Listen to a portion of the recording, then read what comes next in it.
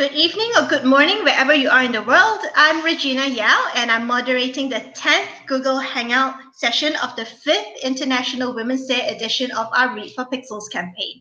So through Read for Pixels, the Pixel Project is collaborating with 14 award-winning best-selling women writers to raise awareness about violence against women and to raise funds for the Pixel Project to keep our efforts to end violence against women alive and kicking, as well as help us reveal the first mystery celebrity male role model portrait in our Celebrity Male Role Model Pixel Reveal campaign. So we'll be telling you more about the Read for Pixels fundraiser, which has lots and lots of exclusive author goodies a little later in this session. And you can find out more about the Pixel Project and violence against women by visiting www.thepixelproject.net. There are lots and lots of resources there if you're interested. And we have a very special guest for today's live Read for Pixels discussion and Q&A session. It's the awesome Laura Anne Gilman. And Laura Anne is the author of more than 20 novels, including the Nebula Award-nominated Winard War Trilogy. Her newest project is the Devil's West series for Saga Press at Simon & Schuster, and beginning with 2015's Endeavor Award-nominated Locus bestseller Silver on the Road, and continuing with 2017's The Cold Eye, which is also award-nominated. I think award-winning, yeah? Award-winning. Mm-hmm. Yeah, award-winning. And Laura Anne has also dipped her pen into the mystery field as well, writing as L.A. Kometsky. The books include Collared, Fixed, Doghouse, and Claude. So go check those out. And Laura Anne has also generously donated a couple of exclusive treats to the stash of author goodies we have up as perks for donors worldwide at the Read for Pixels Rally Up fundraising page. And the first treat is the rare first edition Winard bundle. So you get a rare hardcover edition of, it's the first edition of the Winard War Trilogy. It'll be signed and personalized by Laura Anne. And Laura Anne tells us that this set is out of print. And so this may be your only chance to actually get your hands on it. And there'll be, I think, Laura Anne, you said there's no more. There's the next edition is paperback, right? Will be trade paperback, yeah. Yeah. And the second treat is a chance to become a minor character in Laura Anne's next book. And you will feature in Laura Anne's next book for Saga Press. And it's not determined yet, but the character named after you might be in multiple books, right, Laura Anne? I think. Yep. Yeah. I was about to say might suffer a bloody death, but that too, possibly. Yeah. I think it is quite rare actually that Tuckerizations come with sort of a caveat that the characters might be in multiple books. Normally they're in one, and yeah, that's why I was about to say bloody death, because most minor characters end up suffering some kind of, it's quite popular to name a character that might suffer bloody death, apparently. We've seen it over the years, so yeah. So there's only one, guys. There's only one of each of these rare treats, and it's not every day that you can get a hold of either the books or the opportunity to appear. So if you're interested, go donate to get it, because once someone else snaps it up, it's pretty much gone. And just as an update, we've raised $2,535 so far, and that's just past the halfway point of $5,000. That's our goal. And the fundraiser will end on April 15, 2019. So please, please, please give generously to help us reach our fundraising target. All the funds go towards the Pixel Project's work to help end violence against women, including this program, Read for Pixels, where we work with authors to raise awareness about violence against women in fandoms and in the geek community. And so before we go over to Laura Anne, just a quick public service announcement. If you are watching this session on YouTube right now, you will be able to ask Laura Anne your questions live just make sure you're logged into your YouTube account so that you can type your questions into the chat box to the right of the YouTube screen. And Xiao Qin, who is today's producer and chat box moderator, will relay them to me to read out to Laura Anne to answer. And just be warned, trolls, Xiao Qin is very good at kicking people out. So be nice, everyone. Be civil, be constructive, be nice. It's a nice session we're going to have today. And so now over to Laura Anne. So we'll put Laura Anne on screen. Welcome to Read for Pixels, Laura Anne. Thank you very much. Yeah. Today I'm going to be reading from West Wind's Fool, which is the new novella short story collection, from the novella West Wind's Fool, which is set in the Devil's West universe. We enter with Grace, who has left her home in the States and gone off to the territory, otherwise known as the Devil's West. The bartender, Iktan, an odd name to match his odd face, refilled her glass before it was empty, and she nodded her thanks. He seemed disinclined to speak further, which she appreciated. It was not she disliked people or speaking with them, but she'd learned that tolerance for her oddness could turn to upset too easily. It might be different here, but it also might not. Turning in her seat, Grace watched the business of the saloon. Although the bar took up much of the long wall, it was apparent that drinking was not the main purpose of the room, but rather gambling. There were 5 felt-covered tables, each with 6 chairs set around them, and placed so that there was space to move without jostling a player's elbow. She tried to imagine the room on a busy night, when every table was filled, and thought that it must become quite noisy and not a little overwarm.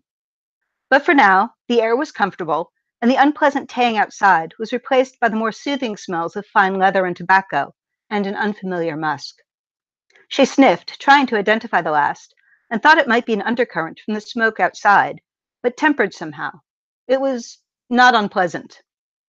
The soft, dry sound of cards being shuffled drew her attention again, and she studied the one table currently in use, where the players were intent, occasionally tossing a card down or moving a coin from one pile to another. The faint glints of silver reminded her of the coins in her bag, tucked into an air pocket so as not to jingle and draw unwanted attention. Silver coins, not paper money, the surfaces plain and the edges flattened, the easier to cut in half or quarters. It was a practical system, she supposed, but difficult to transfer any great wealth. Then again, she thought as she watched the bits of metal move from one owner to another on the table, people did strange things with great effort every day and seemed satisfied with the result.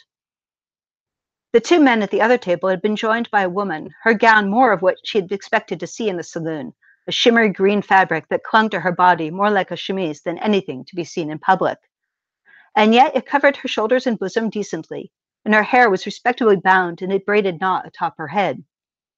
The men spoke to her as though an equal, listening to her words with their heads inclined, their hands wrapped around mugs of something steaming hot, nodding or shaking their heads occasionally, but not interrupting. Her father had listened to her like that, though he'd too often ruined it by patting her on the cheek after and telling her she was a smart girl. Pity about that. She should miss him, she thought. She was aware of being gone from them, him and her mother both, but the sensation of absence was not, she thought, the same as missing. She did not feel the same as other folk, did not behave the way they did, but she had learned to pretend. There were others in the room, she noted now that she had a chance to take it all in. A slender, well-dressed young man with pale blonde hair lounged against the wall at the far end of the bar, watching the players. She studied his face, deciding that he was there to catch anyone cheating. At the other end of the room, a young girl wrapped in a white apron that covered her dress near entire, her hair in a chestnut plait down her back, was arguing quietly with an older man in a vest and sleeves, until he threw up his hands and shooed her away with a grin, only to have the woman she'd spoken to earlier approach him, laying a hand on his elbow. Was this the old man they'd all been speaking of? He did not look at all old, though she supposed it might have been a term of affection or respect. His hair was the same chestnut as the girl's, though threaded with silver that glinted in the lamplight, and his dark-complexioned skin seemed unlined from this distance. She might have thought him only a few years older than herself if she'd met him at a social occasion. He looked up at something the woman said, and she knew that he was looking at her, though he did nothing so gauche as to stare. Then he nodded and turned away, the woman's hand falling from his arm as she watched him go, and then he simply wasn't there. Grace blinked, but no, everyone was exactly where they'd been, save him. She looked down accusingly at the glass in her hand, but she knew the taste of spirits, and there had been none in her drink. Come on, then! The woman was back, looking at her impatiently. Did everyone move so quickly that she could not see them? Uncanny. The land, and the people as well, she supposed. She placed her glass back down on the bar with a nod of thanks to the bartender, and followed the woman in the brown dress through the room until they came to the far wall, and a doorway she would have sworn on her mother's Bible had not been there before. Go on, the woman said, pushing the door open a crack. You've made it this far, no reason to fear the rest. The door closed behind her with a gentle click, and she was alone in the dark-paneled room. No, not alone. The man she'd seen before was seated at a wooden desk. There was a single chair set in front of the desk, and she lifted her chin and walked over to it, settling her skirts carefully as she sat down. Only then did she realize she'd left her bag with all her coin, all her belongings, back at the bar. A moment of panic fluttered her chest. The man looked up from the paper he had been marking as though she'd made a noise, and shook his head with a faint frown. Nobody will touch your bag, he told her, and there was such certainty in his voice she felt herself calm without a second thought. Welcome to Flood, he said, and to the saloon. Thank you, she said, because it seemed the polite thing to do. He was the source of that musk, she decided, although it was no stronger here than it had been outside. So, Grace. He seemed to be tasting her name rather than asking it. The woman in brown must have told him, of course. No family name? She tilted her head, studying him. Would it make a difference if I did? Her family was all back east, so far as to not even exist, or perhaps it was she who no longer existed for them. The living weights they had put on her seemed less binding here, either way. No more the daughter of John Cooper Olcott, no longer the despair of Patience Olcott. His hair wasn't chestnut, she realized, but black, or perhaps that was merely the change of light. His eyes were a deep golden brown, set deep under a high brow, and she shook herself. Was this even the same man she'd seen out front? She firmed her lips and studied him more carefully. Yes, it was the same man, though her first glance at him did not hold up so well at close range. He was definitely older, hair darker and skin paler, but she was convinced it was him. You are a surprise, he said, more to himself than her. The winds will have their amusement, I suppose. Excuse me, she said, aware that her tone was less polite than her words. But who are you? Those golden brown eyes widened, and this close she thought they almost brightened before he leaned back in his chair and started to laugh. She waited, only practice in being mocked, allowing her to keep her shoulders straight and her fingers loose in her lap. You truly have no idea where you are, do you? This seemed to not so much amuse as delight him, she decided. A town called Flood, in an unnamed saloon, locked in a room with a madman. You're not entirely wrong, he said, but his voice was soft and definitely amused, yes. She should be angry, or at least worried, if this man held as much power as others seemed to deed him, but instead felt a tingle of something else, something that had her meeting that gaze squarely, waiting rather than attempting to flee. Whatever happened here, at least it was better than whatever she had left. It had to be. You have, however, heard of me, if not by name, the man went on. Beyond the territory and the so-called civilized lands, they call me the devil. There was silence in the small room, an almost palpable pressure against her ears, and she thought she could hear her own heartbeat, slow as a metronome, before sound came rushing back as she let out a gasp of laughter. If you're not careful, the devil will take you, girl. How many times had she heard that as a child? Even every time she showed anger or dared contradict an elder, as though those were sins akin to those of Cain. She shook off the memory and lifted her chin, refusing to let him see the tremor that had passed through her at his words. Those dour men had pressed their Bibles when they lectured her, dreaming of hellfire and damnation sweeping her off, not this. Of course she knew of the devil, the so-called master of the territory. You sold your soul to him when you crossed the river, the story said. Or, other stories claimed, you only sold your soul when you settled down. If you kept moving, he couldn't catch you. Or, other stories said, there were many stories, and very few of them agreed, save the devil was a sole power in the territories, and God himself had given up on those lands, or perhaps never found them to begin with. Her mother, rest her soul, had scoffed at that. The devil does not take human form, Grace, she told her daughter, one smooth hand resting on her own Bible, the gilt lettering of the cover faded from endless reverent handling. He has no need. We do too much of his work for him. She might go to the devil someday, Grace thought, but she did not think today was that day. Grace is so awesome. I think she is, yes. Yeah. And your books all feature a wide range of female characters, and they're all very different, they're all very distinct, but they have some things in common. They are independent, they are intelligent, and they're determined. And they come from different walks of life, but they all go through tough personal journeys, or tricky ones at least. And like characters are Bonnie Torres, Ren, how do we say Ren's last name? Valère. Valère and Isabel, and now Grace. So who or what are the inspirations behind your female characters? Oh, my sisters in a lot of ways. I have two sisters, older than I am by 5 and 6 years. Very different. We are all three very different personalities, and have gone through very different walks of life and different challenges. But you mentioned determination, and that absolutely is a characteristic that they have, that I have to a certain extent, and it's one that I admire in women, because it's so easy to give up, to say, okay, let's take the easy way. It's not like it's going to make a difference, or to find a less confrontational path. The world seems to almost inspire us to do that. So for a woman, for a character or a human being to say, nope, I'm going to do this, and I'm going to do it the way it's right for me, not the way that's easiest. That's amazing. And I just love playing with how characters get to that point. Yeah. And, society uses quite a different word for determined women, right? Yeah, you told me to keep it PG-13 though, so. Well, they use the word stubborn, which is a lot more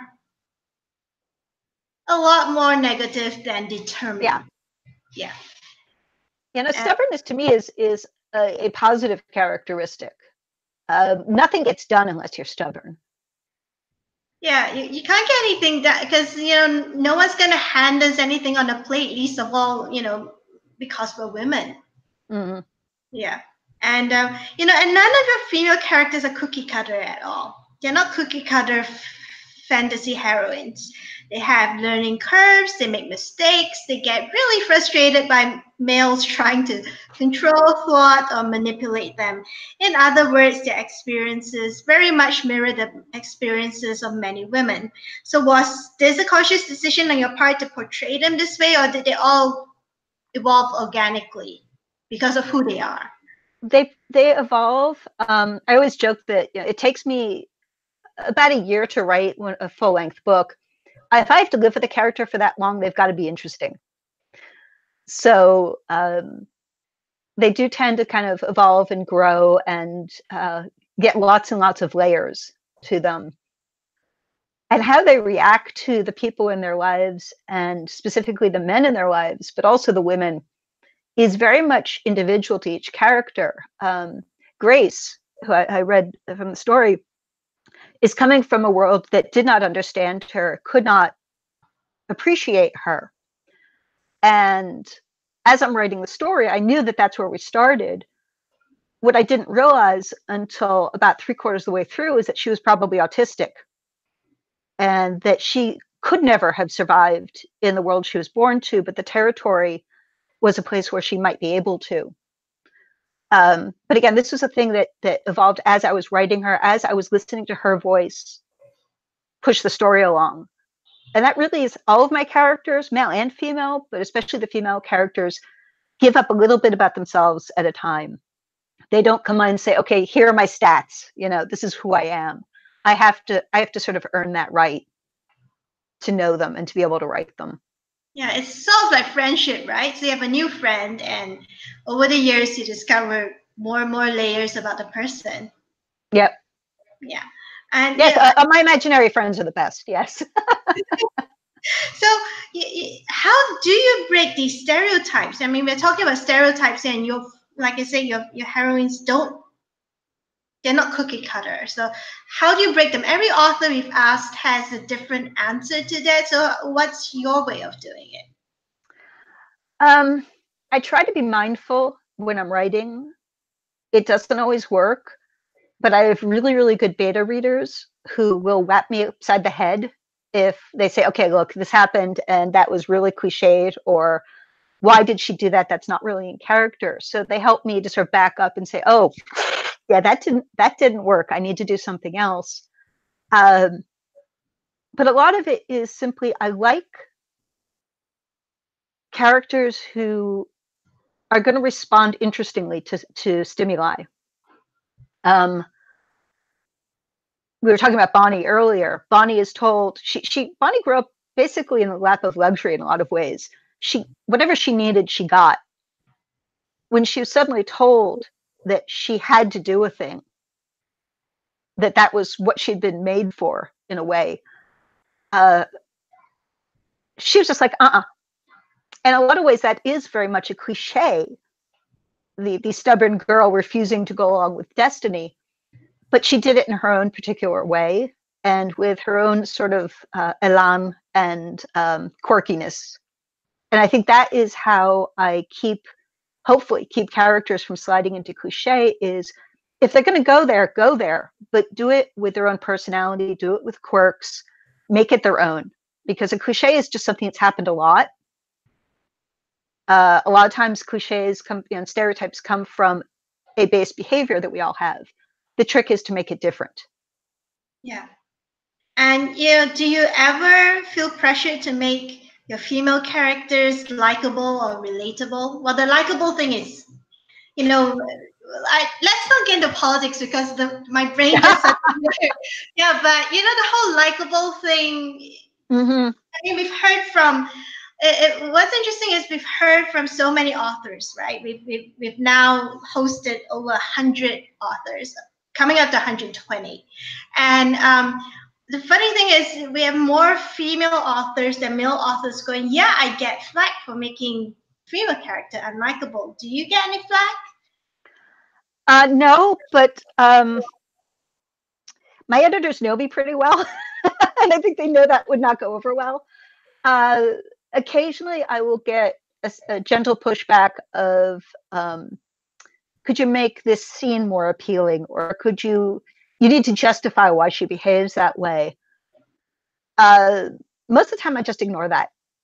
I'm like, this is who the character is. Yeah, I'm very, very good at saying thank you for your input. I appreciate it greatly, but no.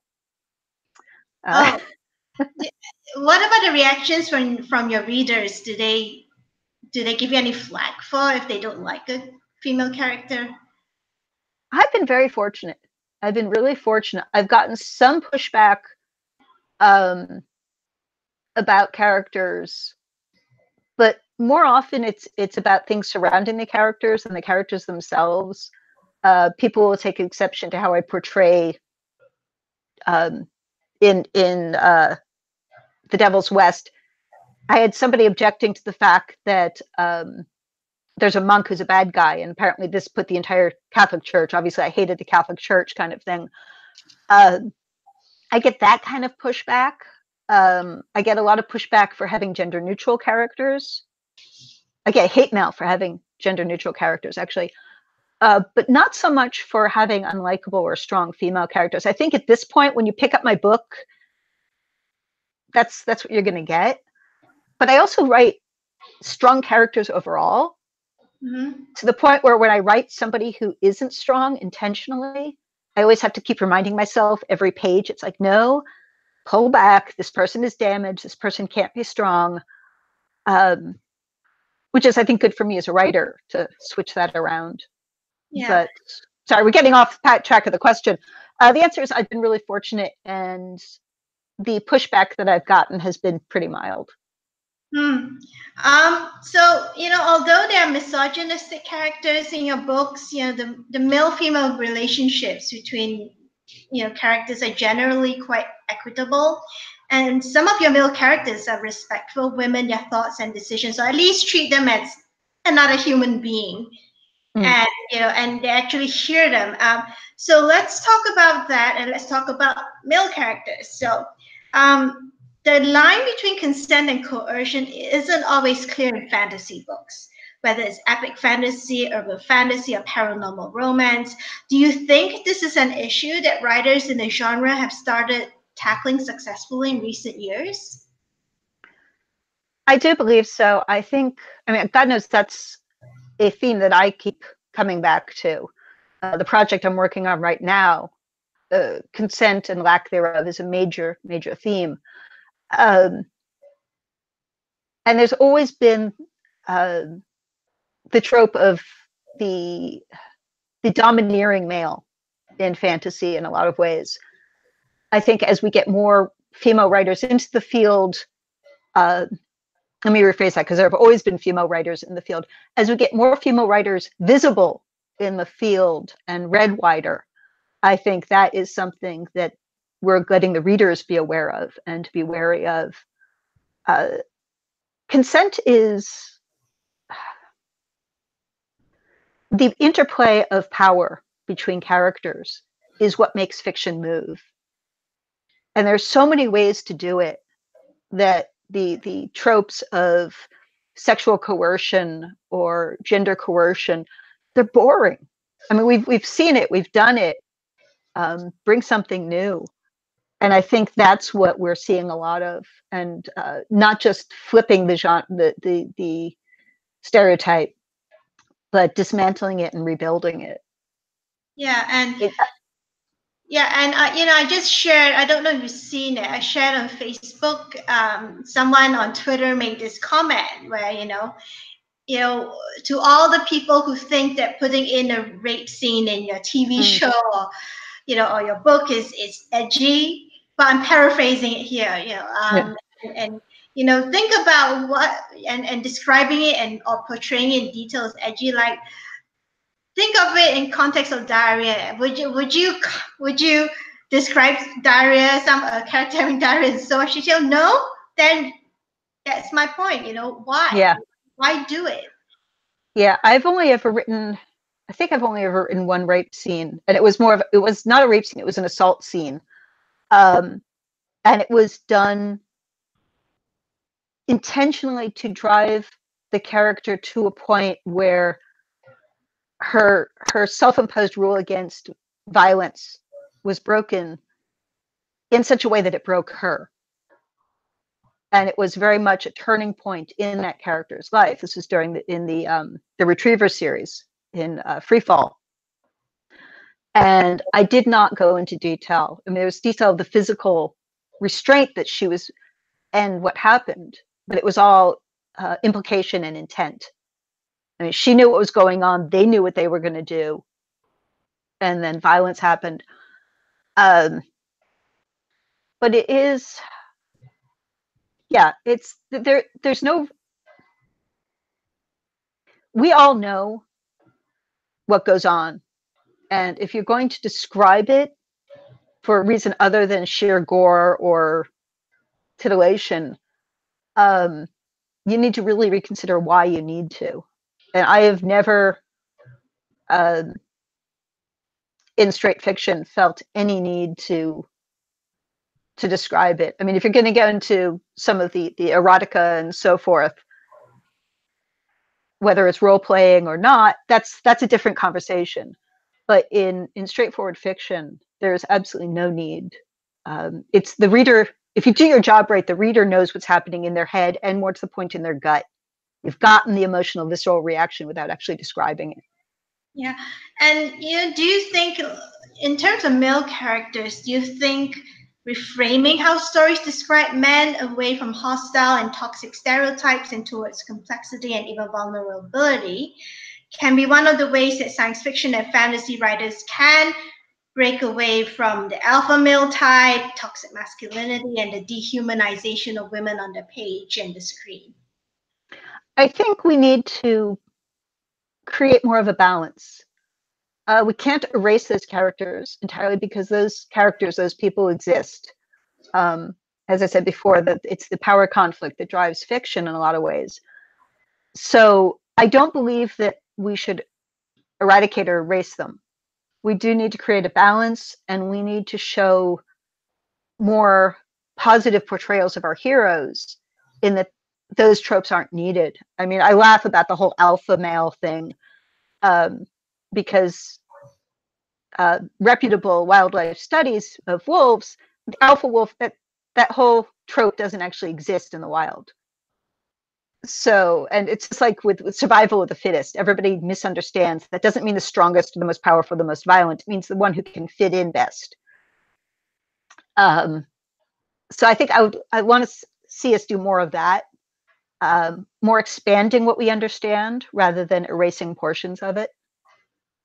So this actually segues nicely into the next question, which is, you think this whole alpha male, I'm putting it in air quotes, type character would eventually phase out of of science fiction, fantasy, and even romance. Right now in the Me Too era, we are dealing with it. We are, everyone everywhere.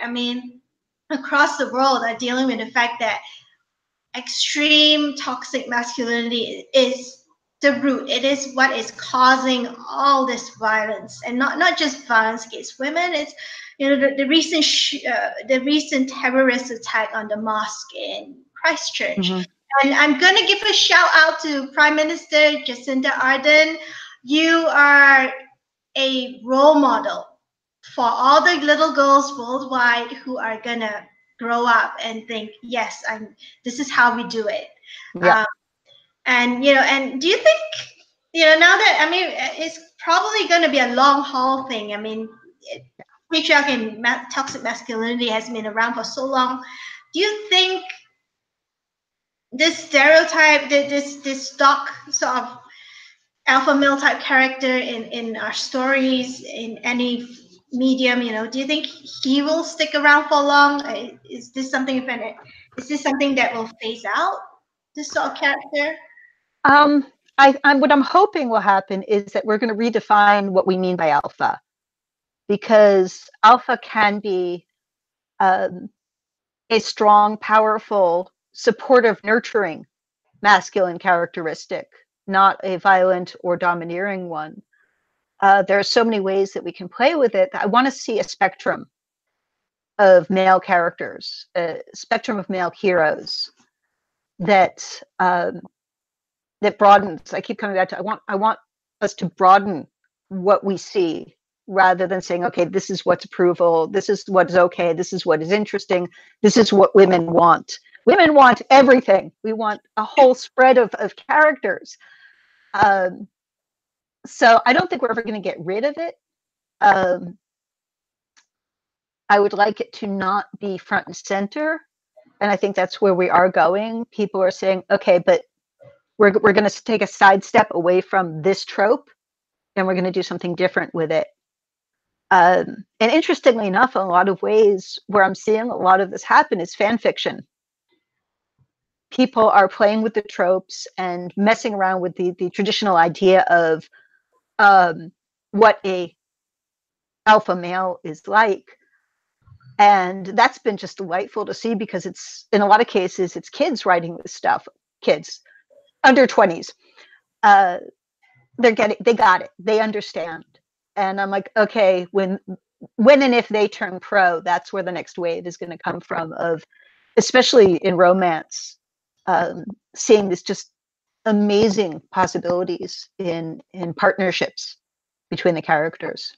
Yeah, and the kids, they don't, they give, they gender bend characters too in fan fiction. To them, it's normal.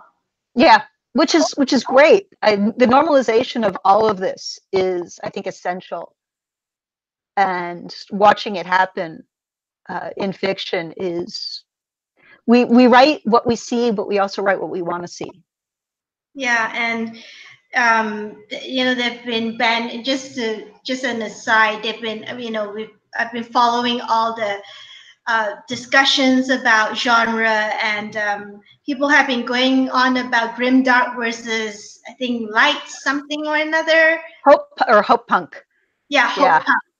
And people get really angry about hope punk.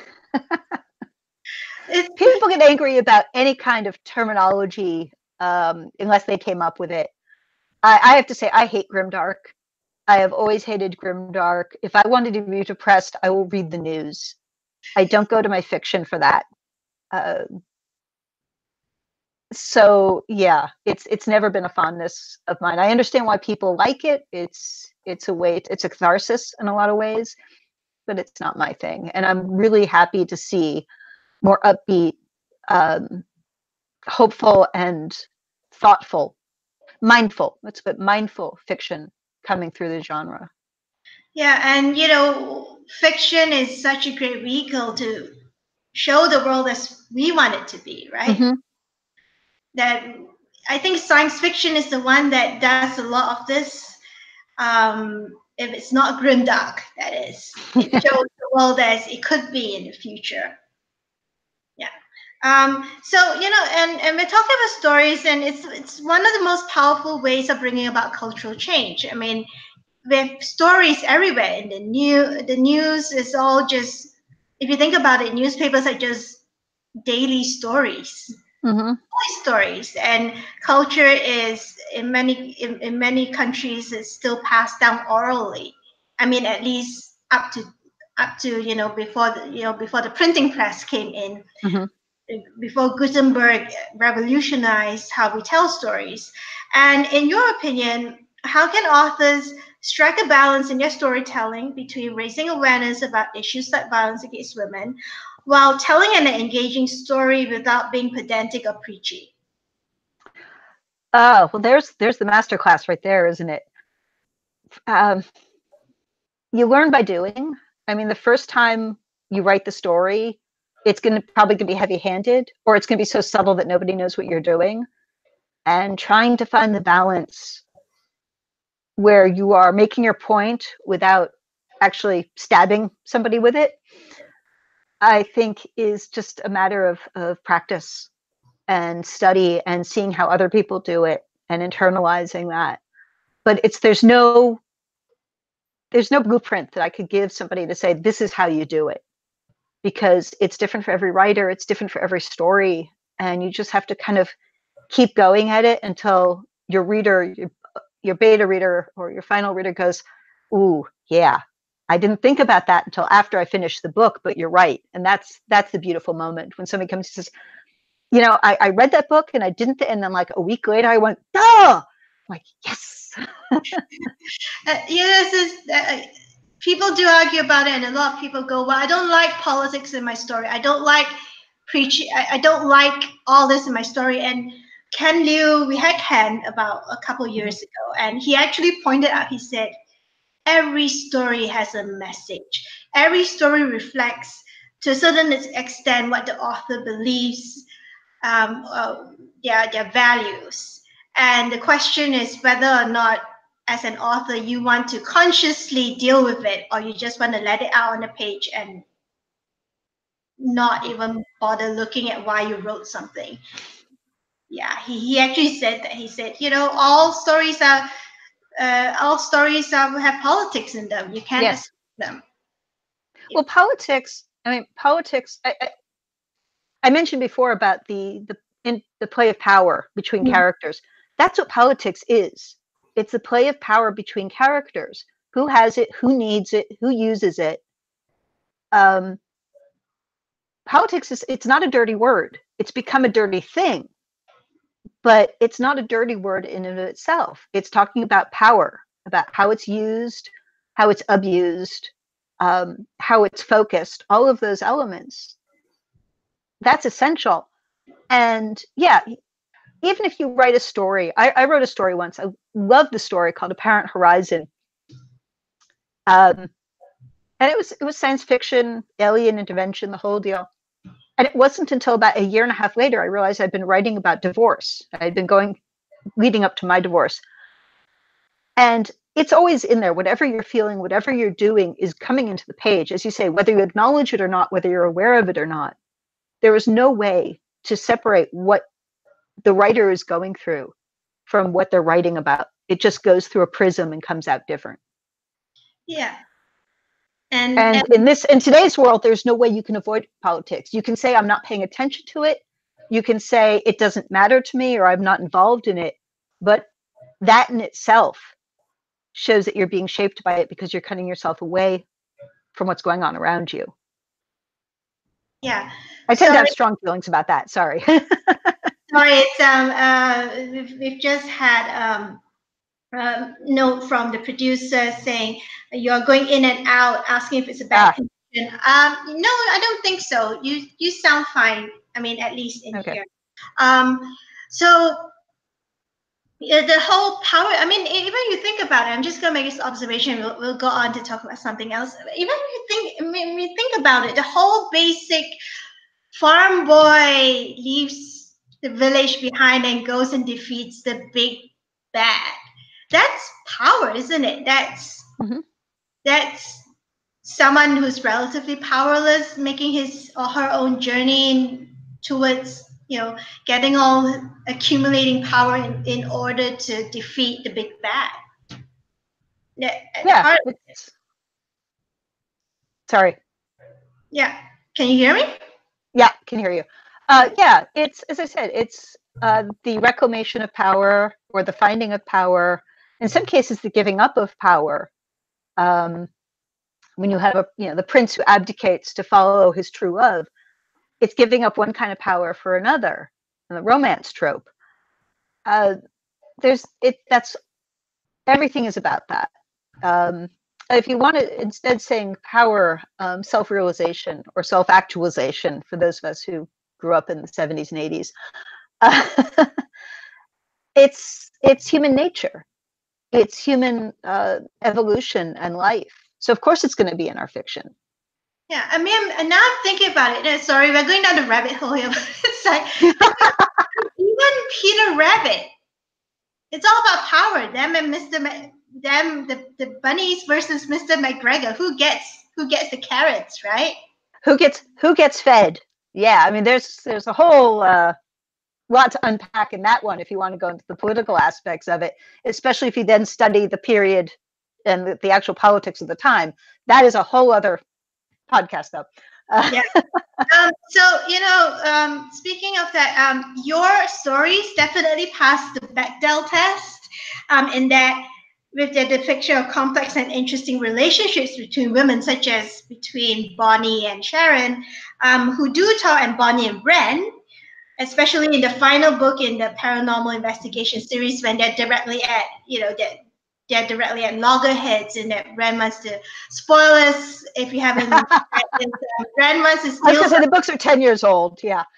Ren is hired to steal something, but Bonnie's team is hired to defend the museum from which it's stolen. And so so the women, Sharon and Bonnie and Ren, they all talk about that rather than talking about men. And we have thousands of things to talk about other than men.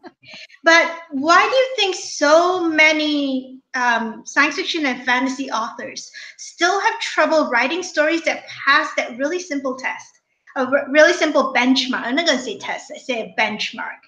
Despite like I said, despite the fact that women talk about a lot more stuff. What can you suggest for writers who want to write female conversations and relationships realistically? A test I used to set to my students when I teach is, if you're writing female characters talking to each other, imagine that they live in a world where there are no men. So, or that they are completely asexual and they have no interest in dating or sex or anything like that. Some way to remove that from the equation. What's left? If you can't think of what's left, you've done something wrong. You can also do this with male characters. It's a fun thing to do with male characters. Imagine a world in which, okay, they're all asexual, whatever, there's no sex. You have to focus them on something else. And you have to think about the characters in that way. And it's a really interesting way to create somebody who is more than just carnal impulse. For me, it's always been, if I can't get the conversation past that, it means there's something wrong with the characters. I have not developed them enough. I have not driven them far enough. I mean, I'm working on a project now where I've realized, ooh, I only have like one major female character. And that's accurate to the situation that they're in. But I'm like, okay, I need to have some conversations that reflect that, where she is acknowledging the fact that she has nobody on her same level in that regard to talk to. It's awareness. The writer has to be aware of what they're doing, why they're doing it, and what scenario they're doing it in. And that exercise that you set your students, that reminds me of what one of the other Read for Pixels authors told us. She told us a story about how she met this guy who was telling her about his book. And it was all male characters in it. And he said something that made us all go, what? He basically said, well, I wrote all male characters because nobody told me to put women in my book. Oh. So we have so much practice centering, in writing and in writing in genre that there's been such a long tradition of centering the male character that, I mean, that is an extreme example, but I guess. But no, it happens, and too often, if you do have female characters, it becomes women's fiction, as opposed to just a story. If it centers on a woman's needs or her journey, it becomes women's fiction. And I understand why there's a need for that category, the same as there's a need for, say, men's action adventure. But I would still like to see a lot less of that, and a lot of that just brought into fiction, into just, this is a story that has a character. Kind of resent the category of men's action adventure, because women can kick butt as much as men can. Yep. No, it was very definitely a thing in the 70s and 80s. It's not quite so much now, fortunately. Now you get more of the general thriller or adventure. Yeah. And so let's talk about geek culture, because we mentioned about men and action adventures and how it was in the 70s and 80s. Let's talk about geek culture today, and it includes science fiction and fantasy. And geek culture has its share of critics saying that it's still too male dominated, despite fast rising number of prominent, well-respected, well-known female authors like yourself. And there are plenty of hostile, misogynist, and sexist behavior by male geeks towards female geeks, and even female characters. I mean, look at Captain Marvel and oh yeah. So let's get into this. What do you think needs to be done to make geek culture as a whole, whether it's comics or gaming or books, more welcoming for women and girls? I think the first thing we need to do is fix all of the, the broken stairs, if you know that terminology. When I was starting in the industry, there was a lot of, okay, don't be near that person, or, don't do that. And it was known. We passed, this information on to each other, but there was never any confrontation. And it absolutely has to be confronted right on the moment it starts, the moment it's observed, the moment somebody does or says something. Their peers have to turn to them and say, dude, not cool. Don't do that. We're definitely getting better at that. But a lot of people are still along the lines of, I didn't want to be the one to say anything, or I didn't think it was my place to say anything. And the answer is, if it's your friend, if it's your coworker, it's absolutely your place to say something. It has to be. We have to step up and do that. Every staircase, again, I'm going to keep using that metaphor, every staircase should be clean, repaired, and well lit. Nobody should have to worry about going up or downstairs. That is the basic building block we have to keep doing and keep working on. Because once behavior isn't laughed off or isn't shrugged off or excused, you'll notice an immediate decrease, because a lot of people do it not because they're mean or nasty or vicious or whatever. They do it because they are careless. They do it because they don't know not to.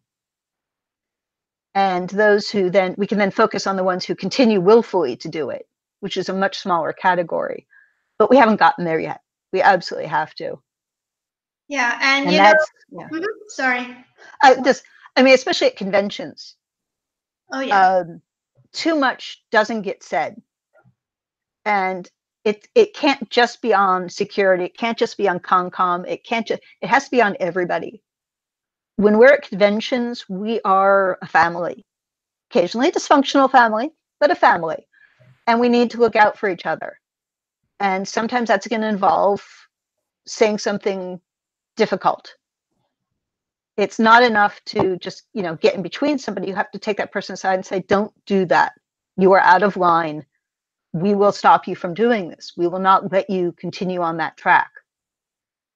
But again, it's hard. It's hard doing that. Most of us are not confrontational by nature. I used to joke that I'm a huge fan of the show Leverage, TV show Leverage. And I think it was Shauna McGuire who started the phrase, I need leverage. And I've picked it up at conventions. I tell people, if you ever need help, if you're feeling comfortable, walk up to me and say, I need leverage. And I'm there. I know exactly what you're talking about. You don't have to explain. But we shouldn't even need that. We should be able to come out and say, this person is harassing me. This person is being a jerk. This person has gone over acceptable social boundaries and needs to stop. Yeah. But for somebody who isn't able to say it, I think having a way to ask for help and then having us stand up and do something about it. Until we can get that done, nothing else is going to change. Yeah, and we've had Read for Pixels male authors who do announce before, like Christopher Golden and Jim Hines, who do on their Facebook pages and on Twitter do announce before any conventions that they attend that if you are if you are female or if you're not male and you're feeling uncomfortable, someone is harassing you, come and find us. Yeah, the thing is though that it's even having 5 or 6 people at a convention, if you've got a couple of thousand people, it's not always possible.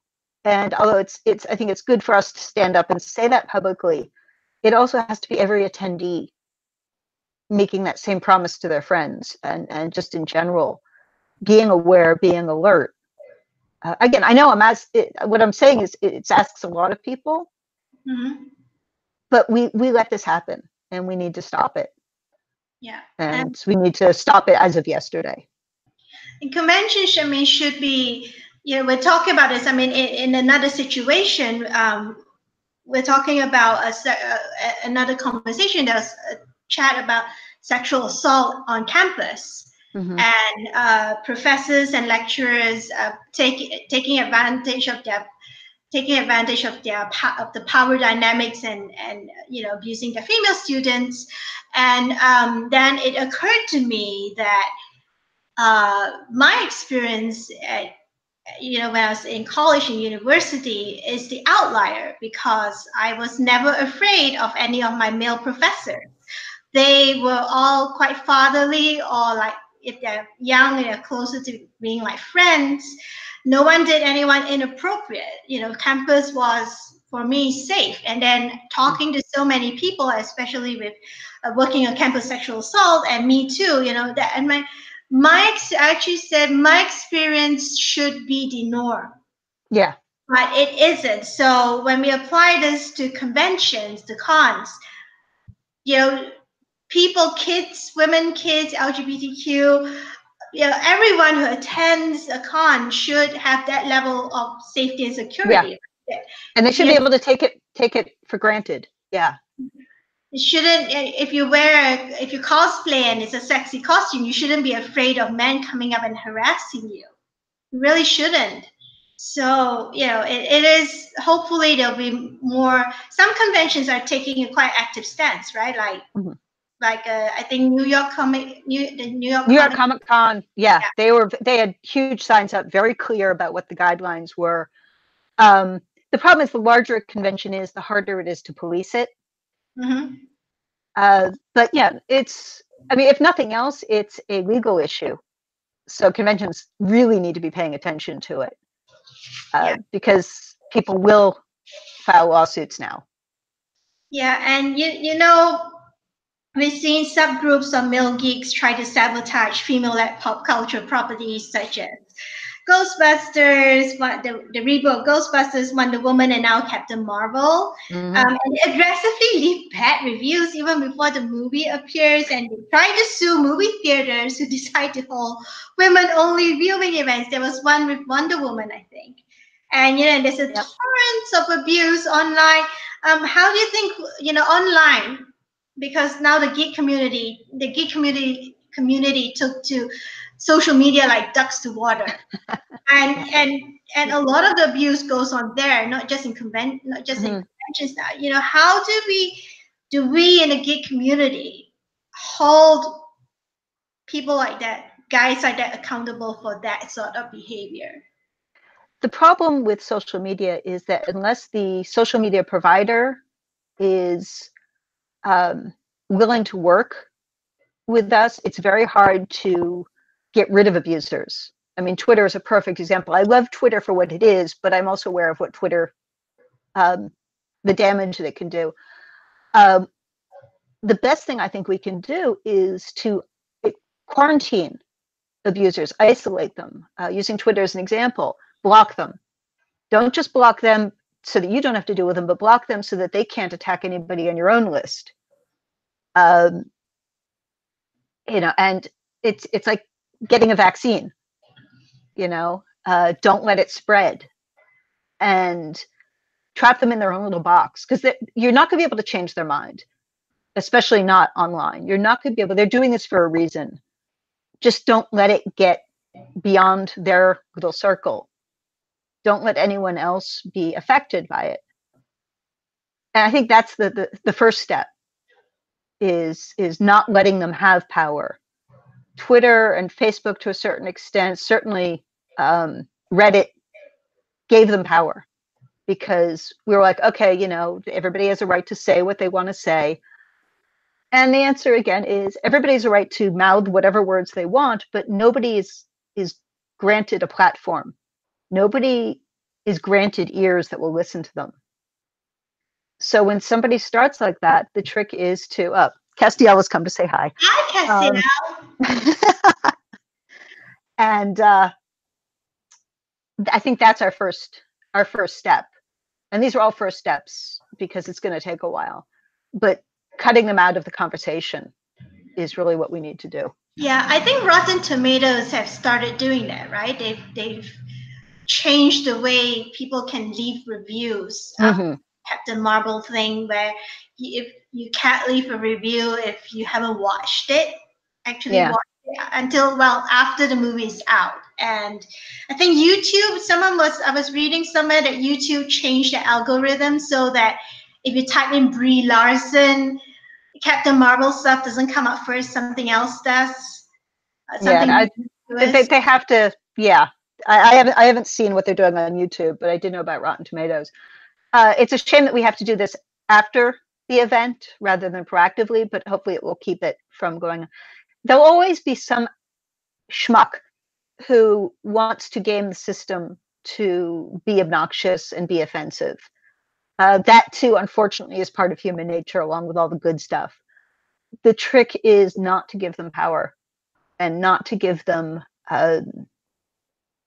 airtime, and absolutely not to let them take up our space. That's what they want to do. They want to take up and take away our space. And nope, sorry, this is mine. And what strikes me as really disingenuous, I guess the word is that women have been part, like you say, have been part of the geek community, have been part of the, you know, have been writing fantasy and science fiction, and for decades, for years. I mean, Mary Shelley is the mother of. Yep. I mean, if you think about it, she's the mother of modern science fiction with Frankenstein, and they just get so angry, just so angry when women go, yes, we have a right to occupy the same space that you do. I mean, it's not a zero-sum game. It's not like geekdom has this hard no more room in this. We can't shut the door if you come in. Sort of, we're not in an elevator. We're not in an elevator with a weight limit and a space limit. We can set up more tables. We can extend the table. Yeah. So we are gonna have to wrap up now because it's an hour. If we're gonna wrap up in about 5 or 10 minutes, but anyone, if you're watching now and you have a question for Laura, and this is your last chance to get your question under the wire. Do we have any? Yeah. So just type your question. If you are not logged in yet, you want to ask Laura and anything, just type your question in the chat box next to the YouTube screen. You have to be logged into YouTube for that. So we'll be done in another sort of 5 to 10 minutes. So last chance, everybody. So we have the final question from the discussion round. You have been so very incredibly supportive of our Read for Pixels campaign and our anti-violence against work as a whole. So this is sort of like a two-part question, and it's kind of Captain Obvious, but we have to ask it. Why do you support the cause to end violence against women? And part two would be, what do you think authors can do to help with the cultural change needed to eradicate violence against women and girls? The first part of the question, I was raised with the philosophy of tzedakah, or tzedek, which is Hebrew, translates to justice, but not in terms of law, but in the phrase "justice, justice, thou shalt pursue." Righteousness, of doing the right thing, of healing the world. Tikkun olam is the phrase, to heal the world. I was raised to believe that this was my obligation, that this was part of every human's obligation to bring better into the world, not worse. So yeah, I mean, it's for me, it's a no-brainer in terms of, if I see damage being done, I need to make an effort to stop it. However, that my skills lend to it. As to how writers can do it, I mentioned earlier that we write the world that we want to see. I was maybe 12 or 13, and I read a trilogy called The Dancers of Arun by Elizabeth Lynn, which was my first encounter with, in fiction, gay characters, agendered characters. And she wrote about them so beautifully and so lovingly and so realistically as these three-dimensional characters that at that age I was kind of like, oh, okay, this is that. Okay. And it never occurred to me to think negatively about these characters. It never occurred to me to think negatively about homosexuality or agenders, because how could I? I'd fall in love with these characters. So I think that is really where our skill lies, where our gift lies, is creating that world and letting the next generation, or even our own generation, see it, understand it, empathize with it, and let it sink into them, so that they don't turn to negative aspects of it.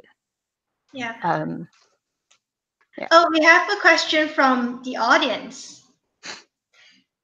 It's from Zigzag Claiborne, and he says, Ms. Gilman, what gives you the most hope about the incoming crop of younger storytellers?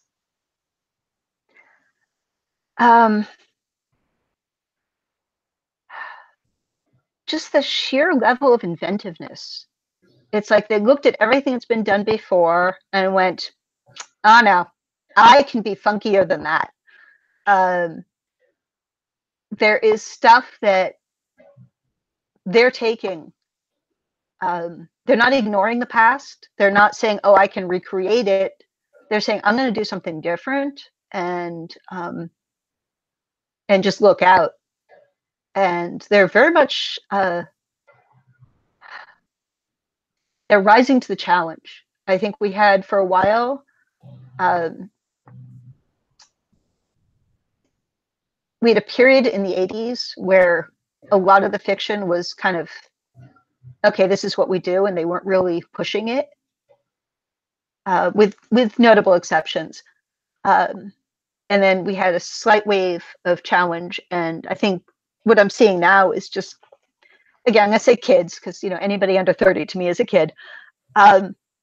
Really just messing with the tropes and doing things differently, and they all doing it completely differently. It's not like we don't have a school. It's not like, okay, this is the group that's coming up. Every writer seems to be doing their own thing, which I love. Yeah. So I mean, I think the '90s had a little wave, right, with Neil Yeah. Gaiman's Sandman, and he did a lot of Well, intertextual. yeah. Yeah, and I mean the whole cyberpunk push started before then, but yeah, but it also kind of rehashed a lot of what we had done before, just differently. Mm-hmm. There were very few visionaries. I think we're seeing a lot of people now who aren't necessarily visionaries, but they are independent, and independent storytelling is a gift to us all.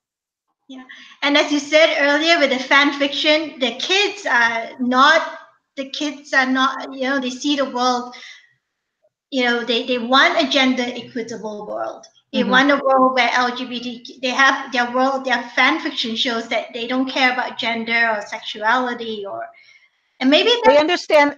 I don't think it's not that they don't care. It's just that they see that there are so many variables. It's not a binary world to them, and this is delightful. Yeah. you think that helps with their, that feeds into their, like you said, they have so many new takes on things. You think Mm-hmm. breaking free of the binary helps them to be more inventive? It does. I think it all feeds in on itself. Um, Self-awareness, awareness of others around you, allows you to put together new connections. And the more new connections you're putting together in your brain, the more your fiction brain goes boom, and all these things happen. Sort of an explosion in the story factory. And then the more you think about potentials and stories, it wraps around to seeing more of that in the world. Because once you're aware of it in your brain, it's like, oh, okay, that's where that came from. And you start making the connections. Yeah. And hopefully the readers, this generation, the next generation of readers, when they read the stories, they'll have the aha moment that you described, about half an hour earlier, like, oh, wait, that story is about. Yeah. Yes. Yeah. So, Zigzag says, independent storytelling is a gift to us all. I love you. All right. So let's wrap up. I'll put myself on screen. Hi, everybody. If you joined us halfway through, this is the face behind the voice who was joshing around with asking Laura Anne all these questions.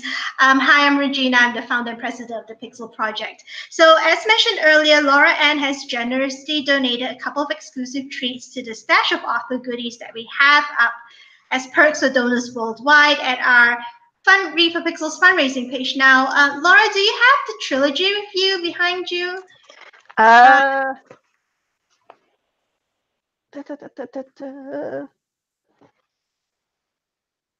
We could do a little show and tell if you have. I'm trying to see. I know I've got copies. Here we go. Ta-da. This is the first book. Oh yeah, so that's the rare first edition Winard trilogy that Laura Anne is offering to a generous donor. You get the whole trilogy in hardcover. It's the first edition. It is no longer in print, and she'll sign and personalize it to you. And there's also an accompanying postcard with a personalized bit of unspecified art for now at the back, because Laura Anne will personalize the art to you. And let me stick we have a little slide that we've put together. Do you see it? Yep, there it is. Okay, here we go. And so for treat number 2, you have Laura Anne is also offering a chance to become a minor character in her next book. It will be by Saga. The book will be by Saga Press, and the character might be a recurring one. Though Laura Anne will just send you the book in which the character first appears, and you might suffer bloody death. Who knows? At some point, if you're the character. And there's only one of each of these treats, and it's not every day you can get hold of either the books or the opportunity to appear in Laura Anne's books. So if you're interested, go donate to get it, before someone else snaps it up. Now, I put a slide on screen, so you can go to our page on Rally Up, go to bit.ly/R4P Rally Up IWD 2019. This is case sensitive, so please do take it down exactly. Otherwise, you'll be sent to a weird page. Well, not a weird page, but this page does not exist of thing. And if you want to find out more about the Read for Pixels program, you go to bit.ly/Read for Pixels, and you can read about all the authors who have taken part before. And also, you can sort of like our channel on YouTube. There's a huge playlist with every author hangout we have ever done, all the authors from Joe Hill to Laura Anne Gilman speaking out about violence against women. Now, if you want to, I'm going to stop this now. So if you want to find out more about violence against women or what you can do about it, the steps you can take to stop domestic violence in your community, or help a rape victim or survivor with their police report, for example, or going to the hospital, or if you want to know how to join efforts to stop child marriage and forced marriage, among other things, you can go to www.thepixelproject.net to find out more about it. There's lots of information there, lots of resources.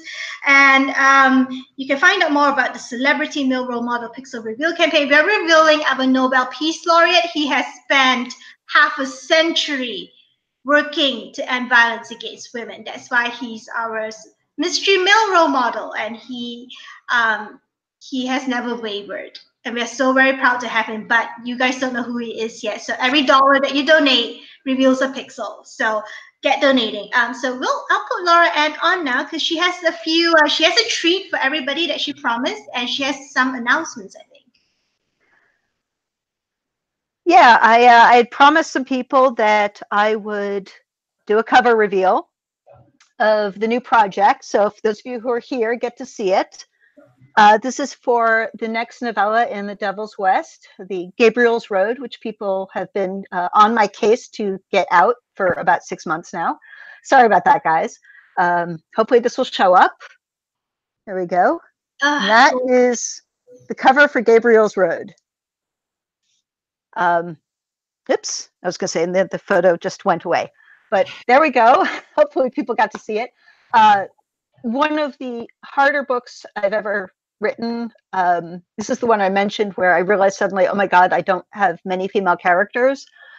But it's been interesting because I've realized that a lot of the male characters are very much what would be considered traditional female role model, traditional roles. So I guess I'm doing gender mashups even without realizing it. So that will hopefully be out in about 2 months. Yeah. Do you have any events coming up or anything else coming up? Yeah. Oh God. It's Friday night. You think I remember anything? I will be at NorwestCon, and I think that's the only thing that's coming up. And when? That is next month in Seattle, Mm-hmm. down near SeaTac. It's a huge convention, a lot of fun. I know I'm doing other stuff, but seriously, it's Friday at, so I was going to say it's probably even worse for you. It's Saturday morning there, but yeah, no, unfortunately, you've caught me with my brain out for too much talking and not enough thinking on that stuff. Sorry, babbling. So yeah, I've got the new novel coming out. Just had the story collection, West Wind's Fool, just came out in paperback. A lot of fun with that. And I think that's all the announcements I have right now. It's been kind of a quiet year because mostly I'm just writing. Hmm. Which is the writer's favorite thing to be doing, not going out and doing promotion, but just sitting at my desk and writing. Yeah, and sometimes people forget that. Here at the Pixel Project, we're really mindful about the fact that authors do need to write, which is why we give everyone months of heads up, if we invite them. But people do seem to forget that, all the characters we love, all the worlds that we love, the author, if we want more of it, we need to give the author time to write instead of, yeah. So, before we go, is Boomer there so we can see if he's a flirkin or not? No, he was actually sitting here for the longest time, and then he got up and left. I think he is, honestly. He's just this big marmalade boy and the round face, and I'm just kind of like, "Hey, Boomer, you want to come in?" No, he's in the kitchen looking at me going, nope. Talk to my agent. Talk to the paw, or talk to the tail, I guess, depending on which side facing you. So we are gonna say good night. I'm gonna say good night, good morning, wherever you are in the world. Have a really great weekend. We have another hangout coming up tomorrow. It's with Rebecca Roanhorse, and we will be talking about Rebecca's books and also murdered and missing Indigenous women. So we'll be talking about that. So if you're interested in that, that is tomorrow, 23rd of March at 6 p.m. PST, same time, same. Well, go on Twitter and you get our Facebook page, and you can get the link to bookmark for tomorrow's session. And so I'll put Laura Anne on so we can both say good night to everybody. Good morning, good night. Yes, good morning, good night to all the ships at the sea. Yes. Thank you so much for being with us today, Laura Anne. It's absolutely been my pleasure, and thank you for having me on. All right. Good night, everybody.